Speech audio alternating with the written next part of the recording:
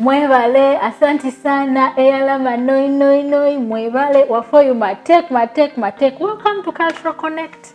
My name is Sharon Chisache, and today I'll be taking you through culture. Today in studio, I'm so excited to have Mr. Daniel Mombere, all the way from the Rwenzori region.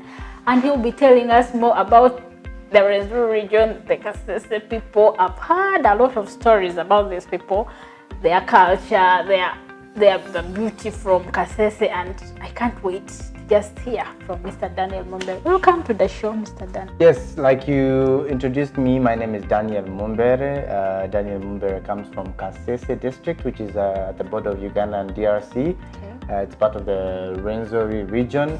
Daniel Mombere is a journalist, currently practicing with African News.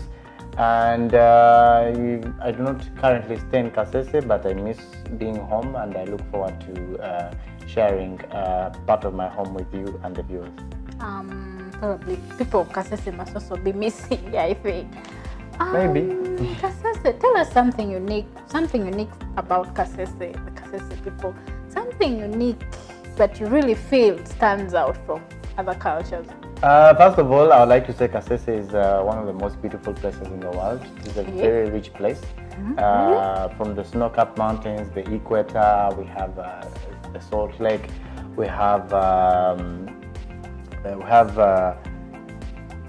let me start with mountains, snow, tree climbing lions, and so many national parks. You also have tree climbing lions. Yes, at Ishasha in Queen Elizabeth National Park. Okay. Of course, we have the Salt Lake, we have the equator. It's a very beautiful place. But speaking of the culture and the people in Kasese have a very unique naming system, whereby we name our people according to their birth position. So we have names for firstborn, secondborn, thirdborn, up to 8. So for example, myself, I'm Daniel Mombere. Mombere is a name that is reserved for firstborn males. So you're a firstborn male from your family? Yes. So every firstborn male, if you come to Kasese, you'll find that they are called Mombere, including our king.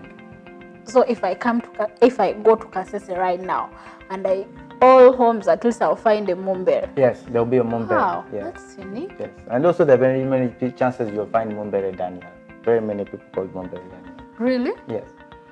The people of Kasese plan to name their firstborn sons Mombere Daniel.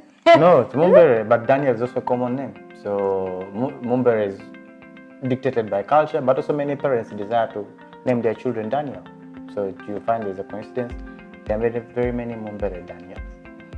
Okay. Wow, that must be really unique. So if the second-borns also have the same names? Oh yes, the second-born, this time let me use the female since we already used the male. Second-borns we are called Bira. So Bira, Mavira, Kavira. This is a name that is reserved for second-born female. If you're a second-born and you're a girl, you're called Bira or Kavira or Mavira. But that's the name for. Is it Mavira from Mavira? No, forest? No, it's not the forest. The forest has its own name. I don't know the story of Mavira, but for us it's Bira. It's Bira. It means second-born. Female. Second-born female. Yes. Wow, I think that's unique.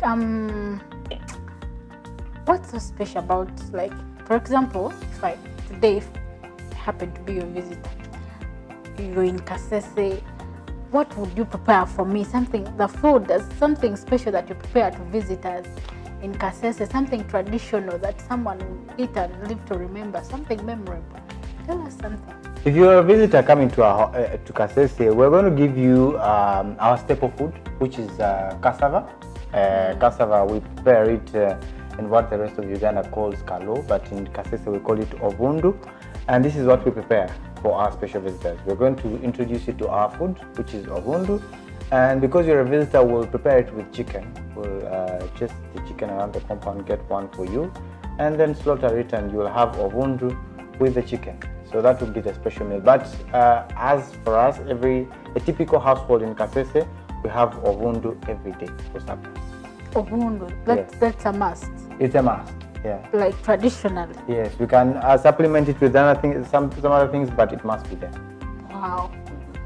So probably if someone comes visit your home, you expect to be eating ovundu every evening for supper. Yes. The only difference will be that when you come as a visitor, we'll eat it with chicken. But for us, we will eat it every day. The sauce can change. It can be with meat, can be with beans, can be with cassava leaves, or what we call sombe. But when a visitor comes, then we'll have it with chicken. How do they prepare this ovundu? The ovundu comes from the cassava. The cassava, if you harvest it when it's raw, it's fresh. We dry it, pound it to make it powder, and then when it's time to cook the meal, you'll boil the water and then pour the powder into it and mingle until it is a paste. Should I call it a paste? Like a cake. Yeah, but now a cassava cake, and then. When it's hard, you like yes. It's hard, then you eat Yeah, it. some people prefer it very hard, some people prefer it very soft, but the process is the same. If you want it harder, you put a lot more powder in it, but if you want soft, then the process is still the same. Okay, that's fine. So how does it make you strong? Can I have a handshake and see? Are you? People from Kasese are very strong, eh? Because you eat this ovundu, eh?